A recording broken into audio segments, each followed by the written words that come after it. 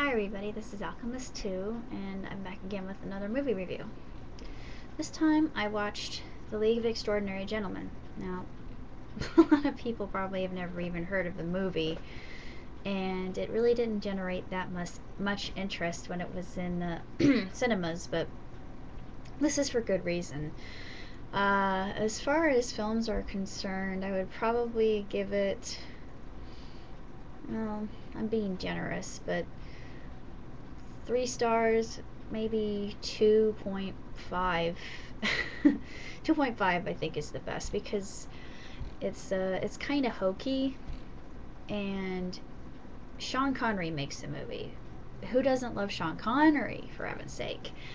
Um, but his role as Alan Quartermain, I think, is probably one of his better roles. So he was an executive producer of this film, which I thought was really unusual. But despite that and the hokiness of it and how corny it is at times, that some of the puns and the literary nods to the uninitiated in the world of literature, they would probably just go over the head of a lot of people. But they're very clever, I thought. But a lot of people don't like puns because they think they're sarcastic and kind of derisive and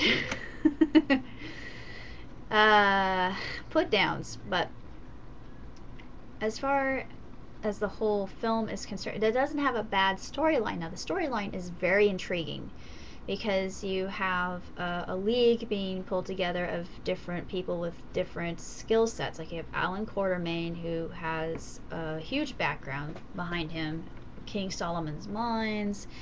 If you know anything about classic cinema, then you know this film is a classic for a reason, and that is one of the many legends of Alan Quartermain. Then you have some other characters that are pulled together by the mysterious and elusive and well, later we find out conniving and manipulating M, and we figure out who he is. But you've got Alan Quartermain, you've got Skinner, who is the Invisible Man, and Mina, a vampiress who was bitten by Dracula. You've got Captain Nemo, who has a really wickedly fast, incredibly exceptional submarine called the Nautilus, which is my favorite thing in the entire movie besides the automobile that they drive in. A character named Sawyer, it's actually Tom Sawyer of all things, of course. If you know your literary history, you know who wrote that. And Tom, he is American, and he represents the era to come. And actually, there's a reference to that with Quartermain, but I'm not going to go into that. Let's see, who else do they recruit? Oh yes, Dorian Gray. And they also capture. They go into Paris to track down and to dragnet, quite literally, Dr. Jekyll / Mr. Hyde. And I'm not sure which character I like the best. I like Skinner because he's intriguing, and I've always liked the Invisible Man.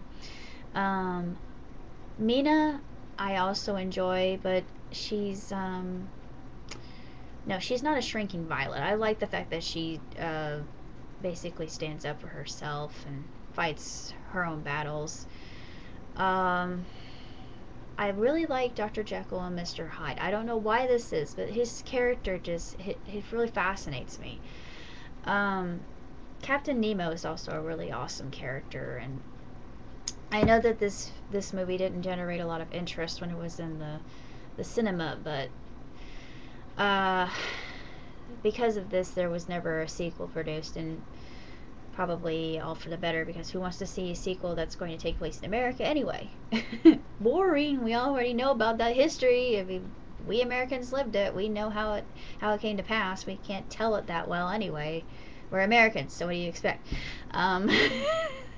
That's just a playful jab at my own culture, but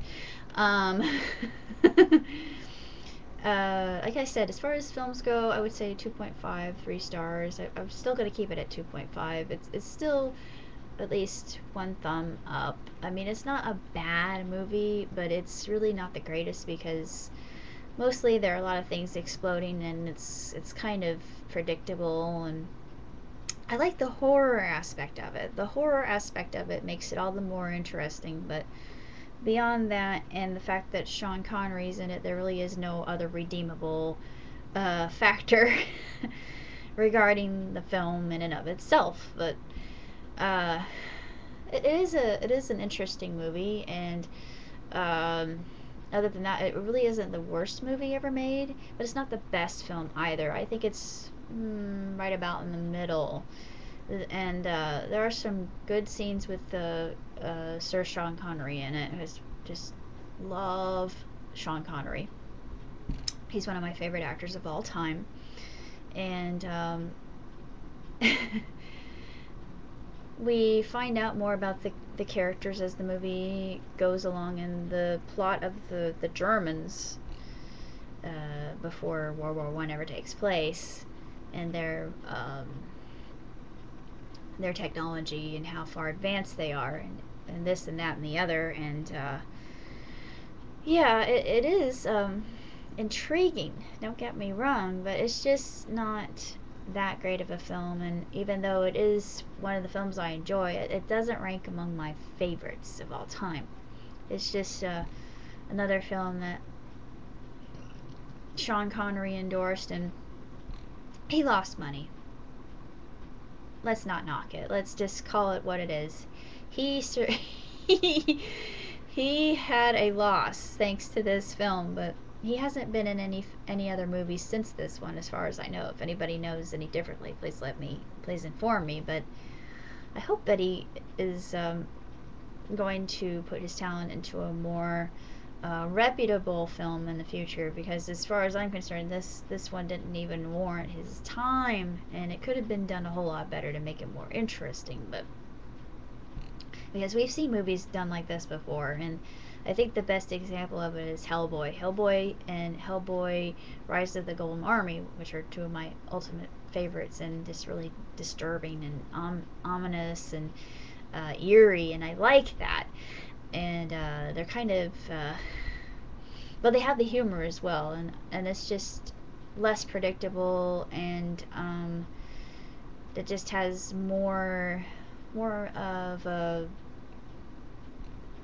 intriguing backstory, and you learn more about Hellboy and all that. But this really doesn't have any of that, where we already know the characters, and we know if we read, then we're familiar with bleh. But other than that, it's really not that terrific of a film. Let me just say it.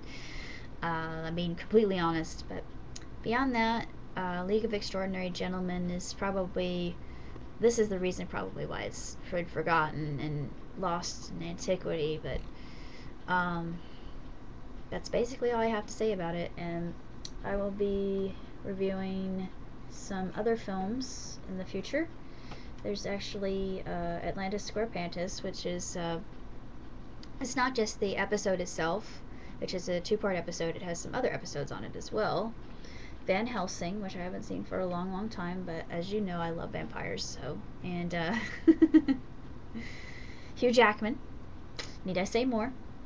There's X-Men Origins, Wolverine again, Hugh Jackman. Wizards, which is animated. It was done in the 70s by the same company that did the Hobbit animation. Sucker Punch, which I really don't know anything about other than it's another version of Alice in Wonderland. And the New Adventures of Johnny Quest. This is just season 1. They never put out any other seasons, and why they didn't do that, I don't know why. And Hanna-Barbera was out of their minds. They really should have put out further episodes of Johnny Quest, The New Adventures, because it was better than the original. Far, far, far better. And just